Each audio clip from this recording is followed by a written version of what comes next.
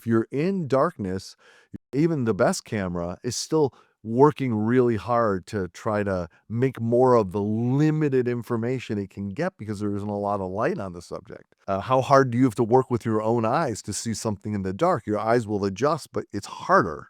It's doing more work. So it's the same Well, thing with the I'm camera. glad you mentioned eyes because, our eyes operate in a way that when it's darker, our eyes open up, right? So we can get Yep. more light coming into them. And that camera does the same thing. And the problem with that is with a camera, since it doesn't physically open, it tries to accept more light. And what that Right. does is it doesn't really take more light. It just brings up the brightness of the video, which means more graininess. It's brightening the existing pixels. It's not getting bright pixels. It's taking dark pixels and lightening them, which means you get less quality. So the lighting, the natural lighting you get, not digital, but the real light on your face is what matters. But also some light on the background matters too, because if Mm. you're very bright and the background's very dark, your camera is going to have a challenge. It's either going to pick you or the background. But if they Well, let's think. If you had to decide between the two, light on you only or light on the background only, which one do you choose?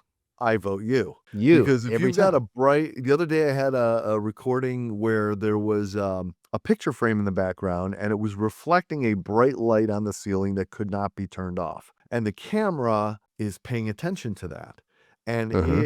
it's going, "Bright light over there, but I've got a bright subject here, a bright light back there, a bright subject here," so we had to adjust the framing of the webcam so that that bright light was out of frame so that it could focus on the person.